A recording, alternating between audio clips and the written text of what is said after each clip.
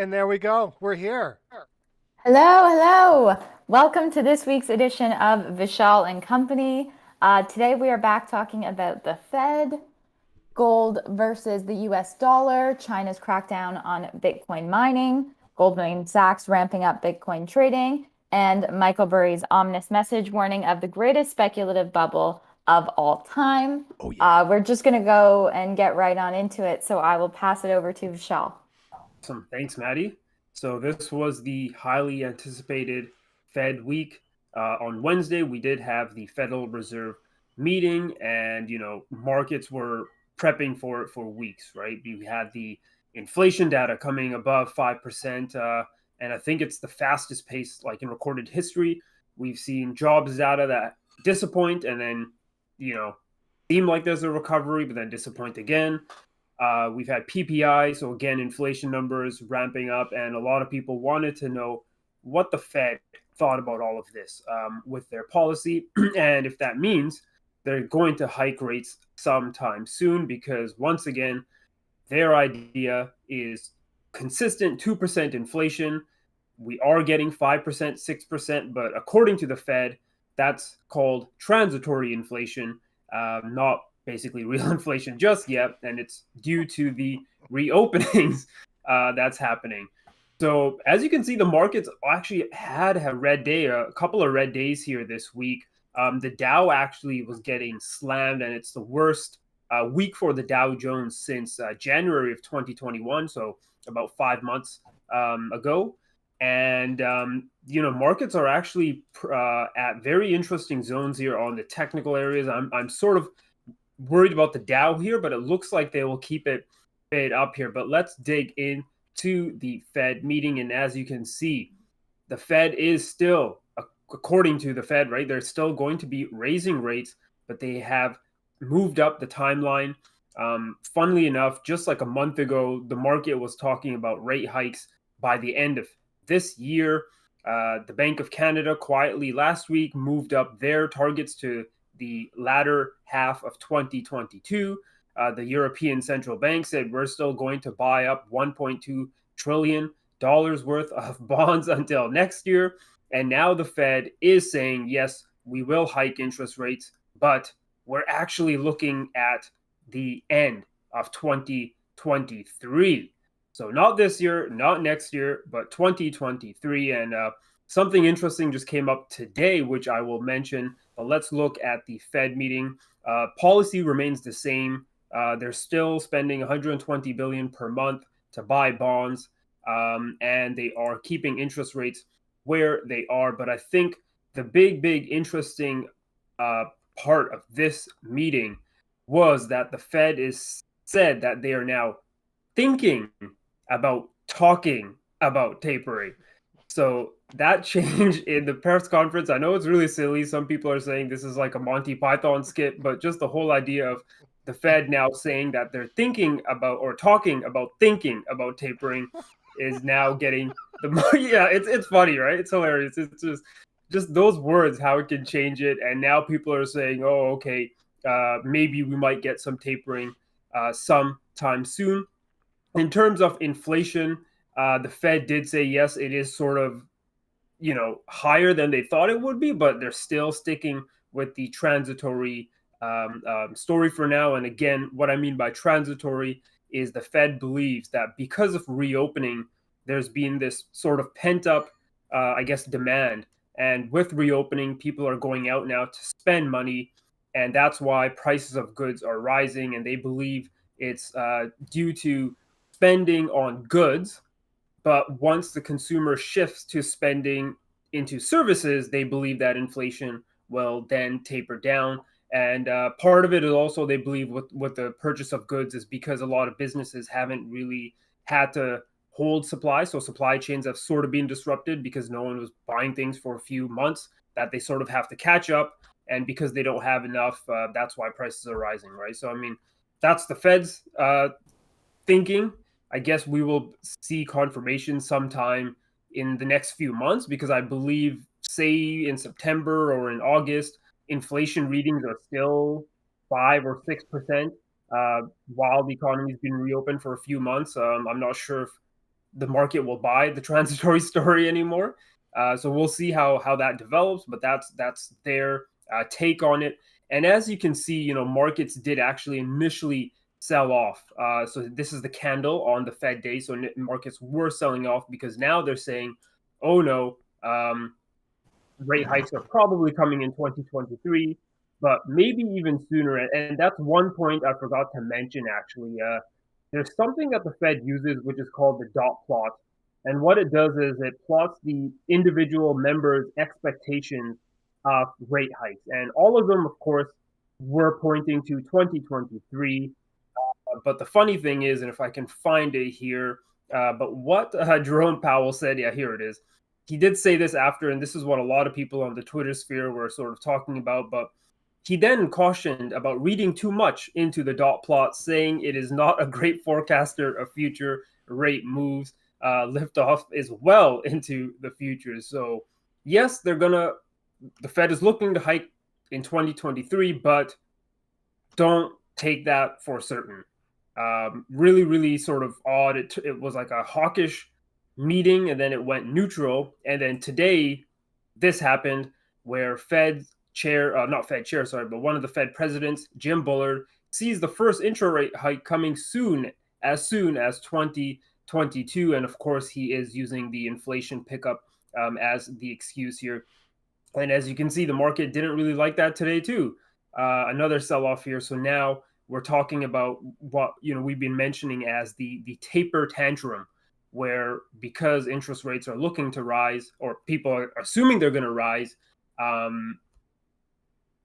you sell stocks, right? This whole taper tantrum, this whole thing is held up due to cheap money. So we'll see how the market takes this, but so far a bit nervous. But what I'll tell you was the big winner was actually the US dollar. I mean, look at that move. And I know you guys here on the show, and of course on Market Moment and the Discord group, we've been watching this bottoming pattern on the US dollar, and the US dollar has had a huge move, and I don't think we've seen anything like this since last year. And two ways to read this: either people are fearful, so they're running into the US dollar for safety because it's technically still the safe haven reserve currency, or people are running into the dollar because they expect interest rates will rise, hence the dollar will have a positive carry in terms of interest rate differential if you're comparing it with, say, the euro or the Canadian loonie or whatever currency. So I think this is something to definitely watch for here. There is a big rise in the US dollar, and of course, what that means also is a big drop here in gold. Gold was down. I think it's given up like 7% now. Pretty big drops here on gold, and a lot of the gold bulls are not really happy about this, of course. Yeah, it's one of those things right now where gold is still linked with the dollar, and if people are believing rates are going to move higher, then gold's going to take a drop because, of course, gold doesn't yield anything. So if rates are closer to zero, there's no big difference holding gold or bonds. But if interest rates are going to move higher, that will put some pressure on gold, which again is not yielding anything. So I know I said a lot of stuff there. Any comments before I just move on to the sort of the mini taper Yeah, aspect of this? it's not just the stock markets that are people Yeah. are pulling out of it this moment. Despite Musk's most fevered efforts to boost his bottom line for his quarterly report, Bitcoin is still pitting out a little bit. It's still going down. It had a little Mm-hmm. bump after he, said he would reinstate it as something they would accept as payment for their vehicles if bit miners could confirm that they were doing 50% worth of sustainable energy, which is impossible to actually prove. Theoretically possible, as Joseph has said, but practically impossible to actually prove. So I think people are pulling out of anything that might be deemed as speculative now because they realize that the whole thing might just go daisies up. I actually had Michael Burry's new Twitter here because, of course, he did leave, but he came back, and fortunately, it doesn't look like his other tweet is there anymore. He must have deleted it. It Who just knows? They says may here have now, come some knocking stock, again. saying that it's Yeah. too portentous. But what's really sad is that they let Elon say the most ridiculous things, and they slap this guy for even opening his mouth. It's just ridiculous. Well, I'll just check if someone caught the tweet here. There we go. People always ask me what is going on in the markets. It is simple. Greatest speculative bubble of all time in all things by 2 orders of magnitude. Hashtag Flying Pigs 360. I wrote an article last year, at the end of last year, I think it was around November or something like that, talking about, not in November 2020, November 2019, talking about the everything bubble. Right. And it really is. Yep. The value has been completely distorted, and mostly because of the Fed inserting cash into the banking system every fucking night, and the banks turning around and spending it on stocks.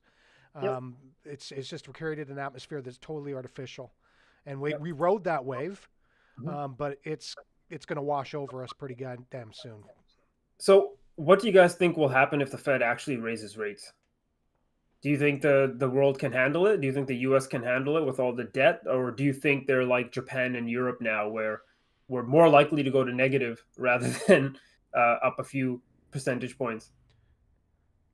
I don't know if you can take it even further into the area of absurdity. I suppose. I mean, if other people are doing it, we could just run off into the land of make believe, and then cut the rates down to less than zero. But honestly, I think there has to be a reckoning of some sort for our own health. It's going to be fucking painful, like ripping off a bandage. But honestly, for the stock market to survive, we need a pullback. Right.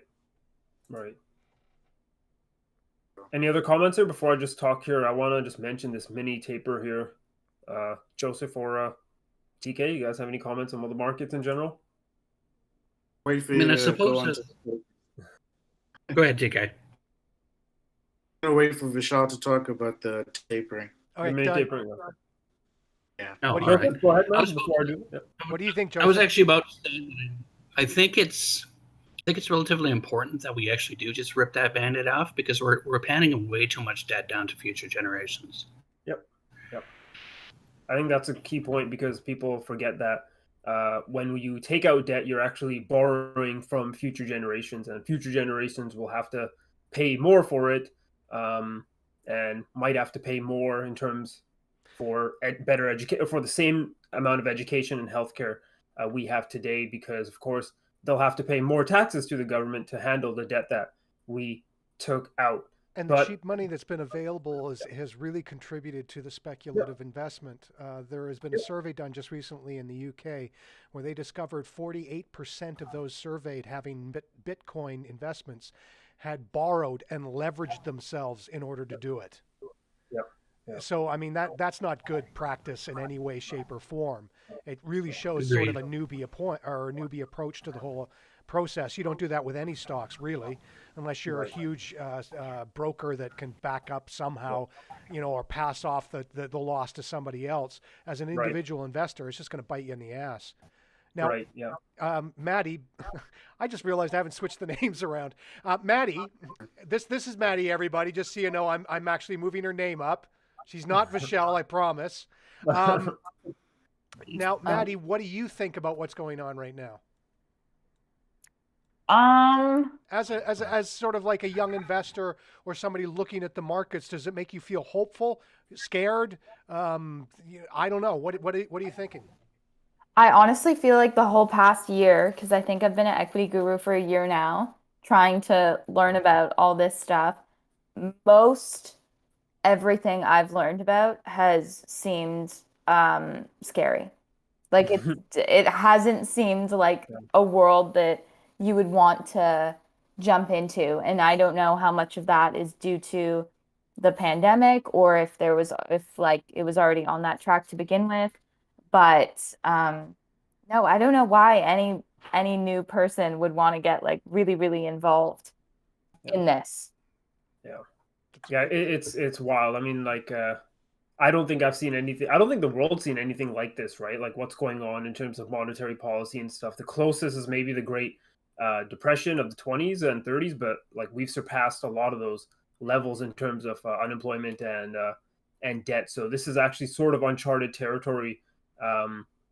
in terms of monetary policy and what the Fed's going to do or can do. Yeah. Or can do going forward. I mean, they still say they have a lot of ammunition, right, in their toolbox, but maybe not, right? And the funny thing is, like, watching the market, I think if we start seeing markets actually rise further, and again, we've talked about this in previous shows about cheap money making, you're chasing anything now for yield, right? Because you have to make yield, and that's what's causing basically bubbles everywhere, right? Stocks, bonds, even real estate, because with yields being depressed, you have to move your cash around.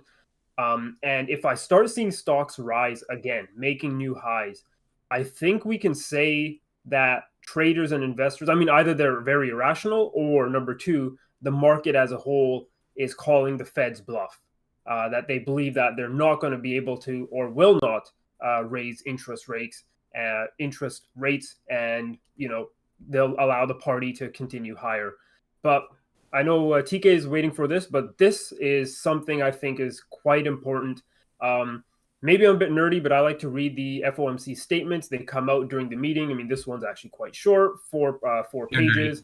Again, no significant changes, but the one major change is this one right here. The Board of Governors of the Federal Reserve voted unanimously to set the interest rate paid on required and excess reserve balances at 0.15% effective June 17th, setting the interest rate paid on required and excess reserve balances 15 basis points above the bottom of the target range for the federal funds is intended to foster trading in the federal funds market at rates well within the FOMC's target range and to support the smooth functioning of short-term funding market. And I know some of you guys are saying, what the heck does that even mean? We'll get to that. But basically, this is all Fed speak. Just to let you know, this excess reserve, so it's called the IOER, or the interest on excess reserves. It was set at 0.10%, and it's been like that for maybe a year now. So this jump here is actually it's only 5 basis points, very tiny, but it's, sort of saying, hey, maybe the Fed is sort of gearing towards an eventual tapering. And what this really means, so it's the interest on excess reserves, and basically what an excess reserves are. I'll go to our good old friends here at Investopedia, but essentially the way central banking works, right, is the banks they have to have a certain amount of reserves that are kept with the Federal Reserve, right, or any central bank, depending on the country. And that percentage, banks will get rewarded basically if they're well capitalized. And that's the interest that they'll pay. There was something called the repo market. I'm not sure if you guys remember the crises that were happening in repo, but essentially rates were rising because no banks wanted to actually loan their excess reserves to each other. So the Fed had to step in to plug that gap, and it was like, trillions of dollars. Yep. So either the banks, were very fearful, or they were too leveraged in other trades that they had no money actually I think it was both. It could have been both, right? Yeah, it could have been both. So essentially what this means now is if you're a bank and you're holding excess reserves, so the more money you're actually holding, you're going to be rewarded by 5 more basis points. So it's a tiny amount, right? But we're hoping that this is actually going to increase as more Fed meetings go, because, this is something that's never happened for like a year. And what that means now is instead of banks using money to trade stock markets and buy treasuries and participate in financial markets, they're more likely to use their money to basically do what they're supposed to do, and that's loan money, right, to the people. So in a way, people are calling this the mini taper, and it looks like they're tapering with the banks first, or they're letting the banks know, hey, look, we actually do mean to mini taper, and we're starting with you guys driving up the excess reserves interest because we want, you guys to basically cool the economy down. And there's a little thing here on Investopedia that says here, if the economy is heating up too fast, the Fed can shift up its IOER, which again is what they just did, to encourage more capital to be parked at the Federal Reserve slowing growth in available capital and increasing resiliency in the banking system. But the funny little side note here is, as of yet, however, this policy tool has not been tested in a challenging economy. So I guess we'll be the first ones to find out, to see if this works here. So that's, I think, a big point that no one really mentioned on the financial medias, and it's very tiny, right? But I think it's sort of a 4D chess move here by Powell by saying, hey, look, we're acknowledging inflation rising and all this kind of stuff. We're not going to raise interest rates, but we're going to tell the banks, hey, look, we actually mean to raise interest rates in the future. And here's a small little 5 basis points hike here on the interest of excess reserves. And you bet we will increase it as time goes on, or we hope they do. So how do you feel about being a guinea pig, TK?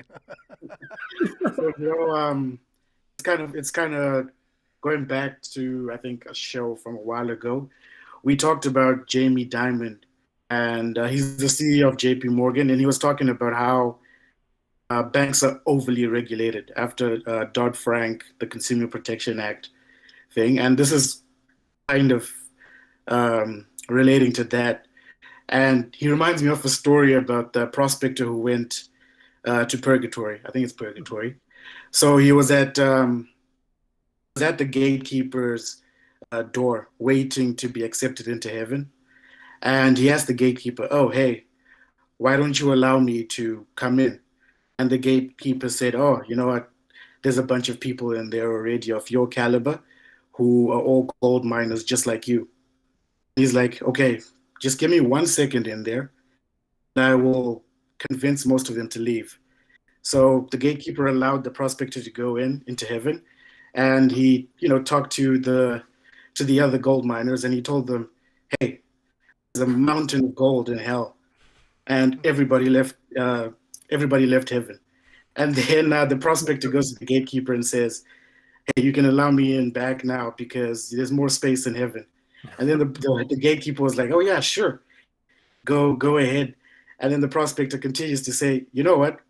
Maybe there's some truth to that rumor I just spread. Let me go check hell. And there was no one left in heaven. And I think the banking market kind of works the same when it goes to the deposits and loans. Mm-hmm. Once certain bankers get into it too much, there's a lot of gambling and subprime loans that are given out. And the Fed is a regulator as well as a stability kind of tool. So they're like, okay, we can't control where the cash is going. Now we can control the institutions that we regulate because of the Federal Reserve System. Mm-hmm. So that's why I found this pretty interesting. It's like, we won't focus on that. Let's not talk about the stock market. Let's not talk about inflation. But let's do this over here. I mean, it's something I don't think. Don't look at this hand. Look at this hand. Yeah.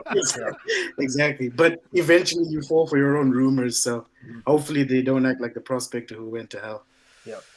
So, I mean, it's sort of like, don't you think, TK, the Fed now, like, they have to basically act on this, right? If the markets start to rise, I mean, do you think it's more of the people or the markets like not calling the Fed's bluff then? If they think that rates aren't going to rise, they're just going to continue going higher, and will that put pressure for the Fed to actually move up their timeline and increase rates sooner? That's true. I think I might be wrong, but Tim Geithner said the economy runs on faith. Mm-hmm. So in a moment of crisis, what policymakers really have to do is keep the faith. Mm-hmm. But just like Alan Greenspan learned in 1970s or whatever it was, you can only take it so far. Right. Until you start stumbling on your own words. So I think eventually the markets will lose faith in that, the ability of the Fed. But this is now, I want to bring more history in here because history is fun. If you look at, again, the data from 1960 to 1970, and I pull reference from here because that's when the US had inflation rates of 7% annually in that 20-year period. And if you look at today, historically inflation has been around 3%, and you've expected at least 10% return from stocks and 1% return from bonds. But in that period, you were getting bond rates close to 13, 14, 15% from the US government. So the US was lending at 14%, and stocks were paying a dividend of 1%. That loss in faith moved money away from the stock market into the bond market. And that's because they had to taper this rapid inflation that was happening at the time. I'm not saying the same will happen. There will be an adjustment like that where people move out of equities, kind of go into US bonds. Because if I go to and buy an insurance policy, and the same company I'm buying the insurance policy is the one that's causing the fire, it's a confusing situation to be in, and that's kind of what happens when inflation runs at that rate. So hopefully that makes sense. Just for those who don't know, but his name was Paul Volcker, and he was the Federal Reserve head that actually moved interest rates up to 12%, which, a lot of people called him out for it, but he controlled inflation by moving interest rates up 12%. And there's some people, calling for the same thing, or say the same thing should happen, that rates will have to go up in the double digits to sort of handle this. But again, with all the debt out there, you just don't know. How is it going to happen? That's why I kind of want to draw on Michael Burry's statement for his tweet. So a lot of the predictions about the next 10 years are either a mixture of optimism or on the doomsday pessimistic side. I lean towards the pessimistic, but not the doomsday side, because we've gone into a period where for the next 10 years, the US market, I don't know about the Canadian market specifically, might only generate 4% real return after inflation the next 10 years. And we've gone from a place where the US was giving 10% to 7% to 9% to 4% now in the next 10 years. And it's only because the market, as it gets higher, the expected returns kind of go down for future investors. So a lot of the big institutions are saying wealth building in the next 20 years is going to be worse than it was in the previous for a lot of millennials. So I think that's kind of the warning cry, saying like there's going to be a big crash. It's an old bubble crash. But over time, wealth building is going to be more difficult for people who start now and buy at higher prices than people who buy later on, which I think it's because of his style. He kind of money on both sides. He's also in bonds now using an ETF as well. So Maddie, you look kind of panicked. I was just gonna say that was just horrible news. I'm gonna switch gears. That was like the worst news. I felt like completely targeted. I'm gonna switch gears and ask Joseph, what do you think about Goldman Sachs ramping up Bitcoin trading? I actually just published an article about that. Well, okay, all right. So when I first started learning about Bitcoin, I'd sit down with this guy in a mall somewhere, and I would just finish a mall in downtown Vancouver, and I'd have tacos after work, and I would study my political economy textbook because I was still in university at the time. And across from me would be this guy, and he sits in a wheelchair, and he's got an iPad and such, and various market-related things open in front of him. And over the course of a matter of, honestly, probably a good year and a half, we struck up a conversation. He taught me just about everything there was to know at the time about Bitcoin. One of the things in which he harped on was that right now it's trading at about 800, 1200, depending on what month it was we were talking. And he told me that it's going to go through the roof. We're going to see a moonshot when the big guns start getting in, when this goes institutional. And we're starting to see big companies now pay attention to it. Now Goldman Sachs has had their futures desk open up has had their crypto desk open for about a month now. And now the Galaxy Digital is actually starting to fund their liquidity to them. And I'm skeptical. I mean, right now we got a lot of different things which are happening to depress Bitcoin's price, and I'm not entirely sure this is actually going to cause a substantial bump. But what I do think is it will probably end up causing a new plateau. Like, we're not going to see it dip down below 5 figures. We'll probably see it stay in the mid 30,000 to 35,000 because of the amount of attention it's still getting. But I don't think it's going to go down to where it was this time last year. I think if you got in before the Bitcoin run, you're still making money. You might be down 40% today, but you're probably still up a couple 100% right now. What does the round table think? I think nothing good comes from derivatives. So back to what Galen was referring to, the big margin call. I think it was 100 million accounts were margin called, and this was a drop of 10,000. I don't know what the percentage is on that, but dropped that from 40 to 30,000, and there's 100 million margin calls on people's accounts. And that's just straight, margin call leverage. You just have to put equity in the impact.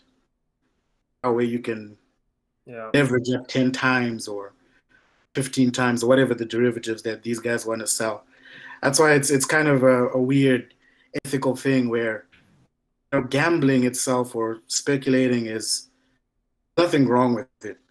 Too much speculating. That's that's where the problem. And here I'm saying speculating, but even in the market you can do the same thing.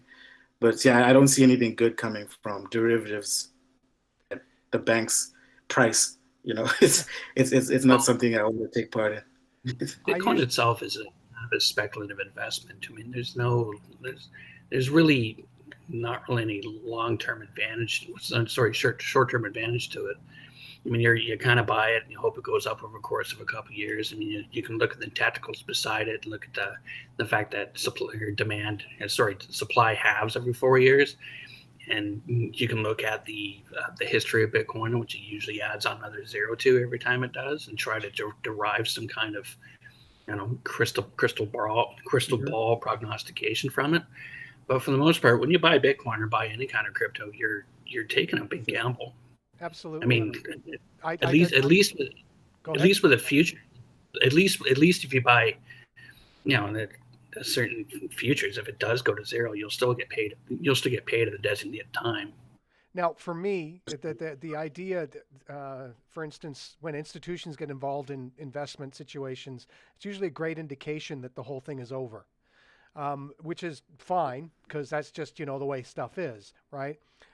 The idea, as Joseph said, that Bitcoin is a speculative investment regardless, is very true. But unfortunately, the whole market has been operating under a guise of legitimacy. For instance, I saw a headline the other day that said the Warren Buffett of cryptocurrency says it's going to go up to $1 million. And I'm going, well, first off, that's an oxymoron. Warren Buffett has nothing to do with cryptocurrency for that very reason. So to call a guy Warren Buffett of cryptocurrency is not true. I think people really have to look at this as something that, as Joseph said, is that you're gambling. There is no direct future for this. It's not something that's already been in the system and has had 30 years of tried and true operations. We don't even know how we're going to use it yet. And there's so many different variations of what the future might be that honestly, putting your bet on a horse is a little bit ridiculous. And now I'm not going to knock people that have done it because you know what? I could be wrong. I'm right, but I could end up being wrong. Does that make sense?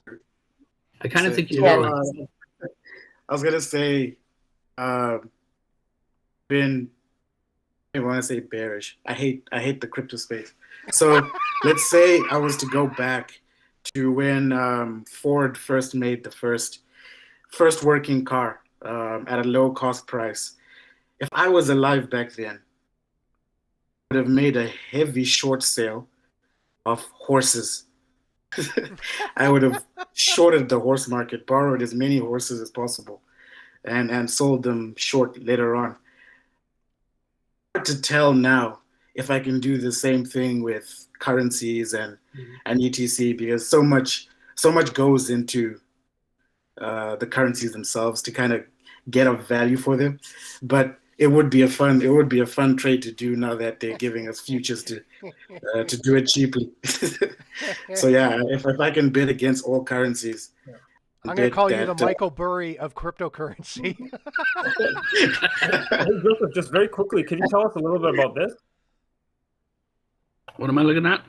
The China kicking out half of the world's Bitcoin miners, and a whole lot of them could be headed to Texas. Well, that is generally the rumor that I mean, China's crackdown on cryptocurrency is. I mean, they're looking at folks in Outer Mongolia and they're saying we don't want you doing that anymore.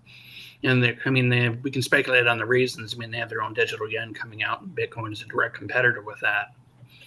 And I mean, that seems to be probably the most prominent reason. They probably want to use those spaces to I don't know, mine the digital yuan if they have to. Now, what this means for all of these, ASIC miners in China is that they have nowhere to go. Now, the United States has an abundance of electrical power, and well, frankly, it's a much more crypto-friendly kind of regime than China is. I mean, they're still skeptical and they're still up in the air about what they're going to do with it, but you have a number of different places that are, more than willing to open up their arms and say, come on in and gobble up our electricity and pay your taxes. And Texas is definitely one of them. Now, one of my problems with Texas is their electrical grid. It's outdated and it primarily runs on fossil fuels. So what we're going to have is all of these 50% of the hash rate operating in a place that is constant, that is spilling out pollutants into the atmosphere, trying to get their proof of work mining on. I will have to agree with Joseph on that because it's going to make things which are already pretty bad with the number of companies that are down there monumentally worse. Now, there are multiple different options these guys could potentially take. Like they could easily come to Canada, like DMG Blockchain Solutions has. They're in Christina Lake, BC right now. Have set up their Bitcoin mining, and they actually have their own power station, and they use hydroelectric, and it's environmentally friendly. A number of different Canadian options up here with hydroelectricity. Most of the Canadian companies do that. If you're in the rest of Canada, somewhere that is not BC, then your air conditioning bill can be cut down in the winter simply by opening up their doors. I mean, I understand Texas probably offers some variety of subsidies, but you got to think about the negative externalities here. Yeah, it says here in the article that Texas, so it has the world's lowest energy prices. Its share of renewables is growing, with 20% of Texas power coming from wind as of 2019. It has a deregulated power grid that lets customers choose between power providers. And then the crucial thing, as you mentioned, Joseph, its political leaders are very pro-crypto compared to the CCP. But just one point that I think everybody really needs to understand is that currently crypto miners use the power capacity of Argentina, and it's only going to get worse as things go along. So the idea is that, yeah, we got power, but how much are we going to have to supply these guys? Are we going to end up with brownouts all over the continent because these guys, we got to have more cryptocurrency? That's the thing that I'm a little worried about. I understand the shifting could boost, and it also centralizes it a little bit again, so kind of defeating the purpose of it being spread all over the planet and no controllable force. That's my point. Well, the mining aspect becomes slightly more centralized. It doesn't completely centralize it. On that note, we are unfortunately over time.